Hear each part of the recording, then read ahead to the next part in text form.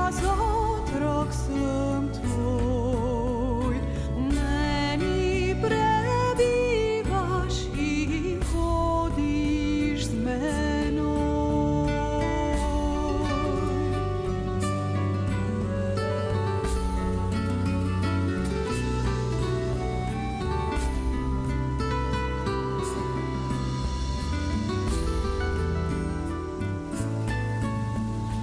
Nočem bogatstva, priznanja ljudi, zdaj in za vedno moj delež si ti.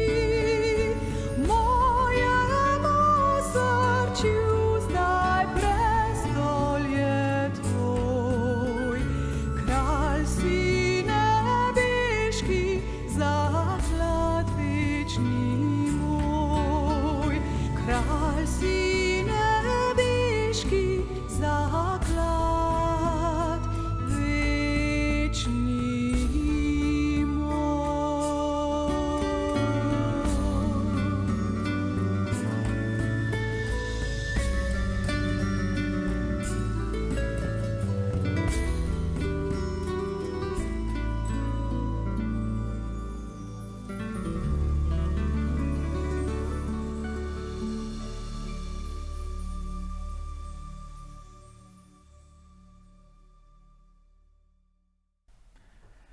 Čeprav se ne spomnim natančno vseh okoliščin, pa vem, da sem to naredil večkrat. Včasih pred kakšno kontrolno nalogo ali izpitom, spet drugič zaradi občutka krivde, ker sem naredil nekaj, česar naj ne bi, ali pa nisem naredil nekaj, kar naj bi. Ali pa, ko sem se zaradi tega ali onega razloga soočal z določenimi težavami ali izzivi. Takrat sem se obrnil na Boga s prošnjo za pomoč, ki je posnemala ta vzorec. Če me boš uslišal, bom. Če mi boš pomagal, da dobim dobro oceno, bom vsak dan molil in proučeval. Če me boš rešil iz te zagate, nikoli več ne bom naredil česa podobnega. Večja, ko je bila težava, bolj drzne so bile moje obljube. Ste tudi vi naredili kdaj kaj podobnega? Večina ljudi daje Bogu drzne obljube v času, ko so pod pritiskom ali obupani. Ana je bila ena od teh. Njena zgodba je opisana v 1. Samuelovi knjigi v 1. in 2. poglavju. Tam izvemo, da je skupaj s svojim možem Elkanom in njegovo drugo ženo, Penino, živela v Efraimskem pogorju. Njeno življenje ni bilo lahko, saj ni mogla imeti otrok. Imeti otroka je v tistem času in prostoru namreč pomenilo biti blagoslovljen od Boga, ne imeti otroka pa biti preklet. Dan za dnem, leto za letom jo je Elkanova druga žena Penina, ki je imela otroke, poniževala. To je Ano popolnoma strlo. Pogosto se je počutila tako grozno, da niti jesti ni mogla. V svojem obupu je Bogu obljubila to, kar najdemo zapisano v 1. Samuelovi knjigi, 1. poglavju v 11. vrstici. Gospod nad vojskami, če se boš hotel ozreti na stisko svoje dekle in se me boš spomnil in ne boš pozabil svoje dekle, ter boš dal svoje dekli potomca, ga bom darovala Gospodu za vse dni njegovega življenja. Pa ne le to. Posvetila ga bo kot nazirejca, kot nekoga, ki je popolnoma ločen od vseh ostalih ljudi in popolnoma posvečen Bogu. Včasih, ko smo obupani in dajemo obljube Bogu, smo prepričani, da moramo kupčijo narediti tako privlačno, da bomo Boga prepričali, da nam da tisto, kar si želimo. In to je naredila tudi Ana. Upala je, da se Bog takšni ponudbi ne bo mogel upreti. Toda Boga se ne da podkupiti. Bog nima nobene potrebe po tem, kar bi mu mi lahko ponudili. Ko Bog na našo prošnjo odgovori z da, potem je to zaradi naše, ne pa zaradi njegove koristi. Številni ljudje po molitvi čutijo olajšanje. Potem, ko je Ana v templju molila in prosila Boga za sina, in potem, ko je Eli molil zanjo in jo blagoslovil, se je počutila bolje. V 1. Samuelovi, 1. poglavju 18. vrstici je zapisano: In žena je šla svojo pot, jedla je in njen obraz ni bil več potrt. Številni ljudje molitev uporabljajo kot sredstvo za razbremenitev. Molijo in potem začutijo olajšanje. Večji, ko je pritisk, bolj obupna je molitev in večje je olajšanje, ko se v molitvi razbremenijo. Toda molitev je več kot le razbremenitev, več kot le mentalni ali duhovni način za zmanjšanje pritiska. Molitev je pogovor z živim Bogom vsega vesolja, stvarnikom in lastnikom vsega. Tega nikoli ne bi smeli pozabiti ali imeti za nekaj samoumevnega. Nekateri ljudje se svojih obljub spomnijo tudi potem, ko pritisk izgine. Koliko obupanih molitev smo molili v svojem življenju? Koliko obljub smo dali Bogu, ko nas je bilo strah, ko smo čutili krivdo ali pa ko je bil naš duh zlomljen? Celo najbolj zakrknjen skeptik je pripravljen moliti, ko je dovolj obupan. Toda večina ljudi, ko jih ni več strah ali niso več pretreseni, pozabi na svoje molitve. Večina pozabi Boga, ki jim je v času nevarnosti ali stiske pomagal. Ko je Ana spoznala, da je noseča, je bila presrečna. Njene življenjske sanje so se končno uresničevale. Končno se je lahko soočila tudi s Penino in ji pogumno pogledala v oči. Končno je v Elkanovih očeh poleg ljubezni lahko videla tudi veselje in ne le sočutje. Končno bo mama. Kako bi lahko ob vsem tem pozabila njega, ki je vse to omogočil? Kot beremo v svetopisemskem poročilu, Ana ni pozabila svoje obljube Bogu. Ko ga je odstavila, ga je peljala s seboj s 3-letnim juncem vred, škafom moke in mehom vina. Pripeljala ga je v Gospodovo hišo v Šilu, čeprav je bil deček še mlad. Tako kot Ana, tudi mi ne bi smeli pozabiti obljub, ki smo jih dali Bogu. Le malo je tistih, ki svoje obljube Bogu dosledno izpolnijo. Ko molimo za nekaj in dajemo Bogu velike obljube in ko Bog te prošnje usliši, je pred nami pomembna odločitev. Ali bomo izpolnili svojo obljubo? Ko je Ana rodila Samuela, ni vedela, ali bo Bog dal še kakšnega otroka. Zagotovo je bila zaskrbljena, da ji ga ne bo. Verjetno je premišljevala in se spraševala, kaj se bo zgodilo z njo. Kdo bo skrbel za njo, ko bo ostarela in ko Elkana ne bo več? Zagotovo Peninini otroci ne bodo niti mignili s prstom, da bi ji pomagali.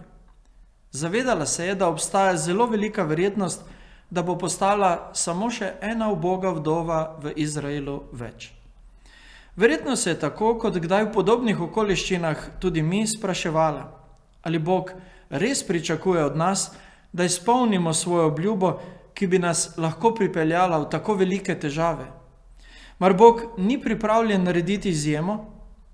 Toda v vsem tem svojem premišljevanju je, ko je sprejela svojo odločitev, da izpolni to, kar je obljubila, spoznala: Bog blagoslavlja obljube, ki mu jih izpolnimo.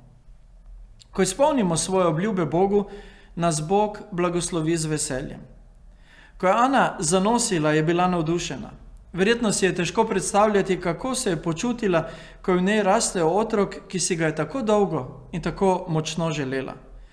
9 mesecev se je spraševala, ali bo morda rodila deklico, ki jo bo lahko obdržala, ali pa bo rodila dečka, ki ga bo posvetila Bogu.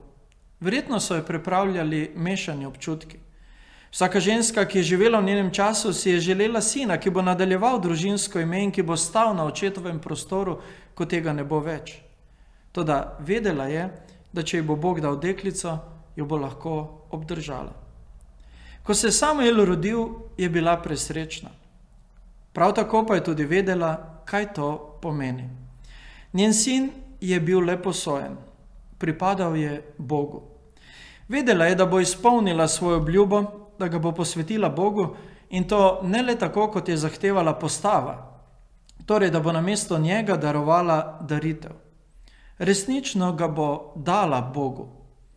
Ko je bil Samuel odstavljen, ga je odpeljala k Eliju v Šilo, da je lahko služil Bogu v njegovem templju vse do konca svojega življenja.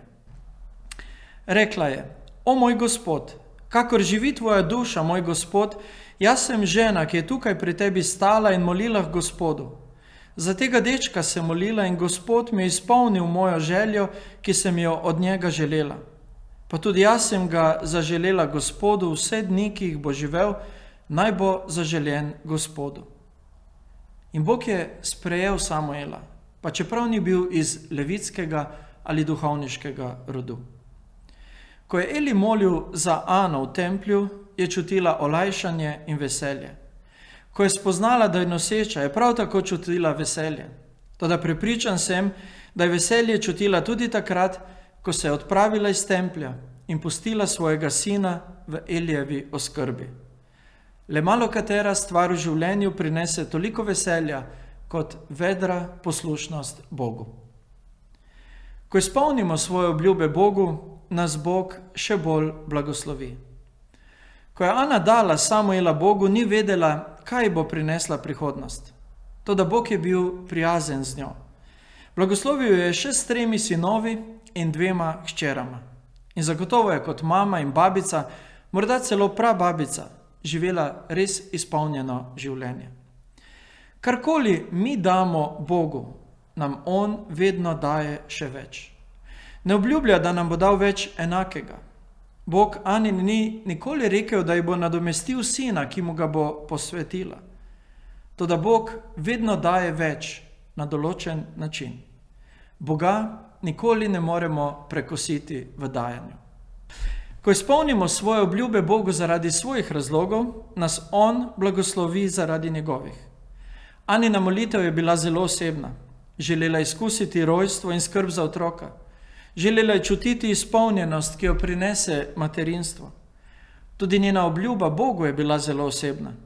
Toda Bog je to, kar je bilo osebno, uporabil kot darilo, s katerim je blagoslovil tudi druge. Bog je blagoslovil Aninega ljubljenega moža Elkana še več sinovi in hčerami. Bog je blagoslovil Elija s poslušnim sinom in duhovnim dedičem, ki bo zamenjal njegova hudobna sinova. Bog je blagoslovil Samuela s tem, ko mu je omogočil postati duhovnik in prerok, ki je vse svoje življenje služil Bogu. Bog je blagoslovil ves Izrael z enim od njegovih najboljših voditeljev. Ana ni dvomila v Božjo suverenost in vsemogočnost, a verjetno se tako kot tudi mi ni zavedala, koliko lahko Bog naredi z enim samim dejanjem poslušnosti. Nikoli ne podcenjujte Boga. Niti sanja se vam ne, koliko blagoslovov lahko podeli drugim ljudem, če izpolnite svoje obljube, ki ste mu jih dali. Vaša hvaležna poslušnost Bogu ne kaže le vaše ljubezni, ampak mu tudi omogoča, da blagoslovi druge in izpolni svojo voljo. Si lahko predstavljate, kako drugačno bi bilo naše življenje, življenje naše cerkvene skupnosti in ljudi okrog nas, če bi izpolnili vse svoje obljube, tudi tiste najbolj drzne, ki smo jih dali Bogu. Koliko več veselja bi bilo v našem življenju in življenju naših bližnjih zaradi tega. Koliko več blagoslovov bi prejeli. Ne le mi, ampak predvsem ljudje, s katerimi živimo, delamo, jim služimo ali kakorkoli drugače prihajamo v stik z njimi iz dneva v dan. Koliko več nebeških blagoslovov bi bila deležna tudi naša cerkvena in družbena skupnost. Zato, ko bomo naslednjič v težavah, zaradi občutka krivde ali velikih, a še neizpolnjenih življenjskih sanj, Boga prosili za pomoč in mu obljubljali svojo poslušnost, ne pozabimo. Bog blagoslavlja obljube, ki mu jih izpolnimo. Amen. Molimo. Dragi naš nebeški Oče, hvala ti za to, ker se lahko v vsakem trenutku obrnemo na te v molitvi. Hvala ti, ker te lahko prosimo, se ti zahvaljujemo. Hvala ti, ker lahko pred tebe prenesemo vse naše sanje in načrte, ki jih imamo in izrazimo svoje najgloblje želje. Hvala ti, ker v svoji veliki modrosti in ljubezni do nas uresničuješ vse tiste stvari, ki so nam blagoslov in s katerimi želiš blagosloviti tudi ljudi okrog nas. Gospod, pomagaj nam, da takrat, ko ti obljubljamo velike ali majhne stvari, te svoje obljube tudi izpolnimo. In da zaradi izpolnitve teh obljub doživimo blagoslov ne samo mi, ampak tudi ljudje, s katerimi iz dneva v dan prihajamo v stik, s katerimi živimo, delamo ali kakorkoli drugače sodelujemo v življenju. Zato, Gospod, daj nam odločenost, da naredimo to, kar ti obljubimo in da izkusimo bogatstvo tvojih blagoslovov, ki nam jih zaradi tega želiš dati. Amen.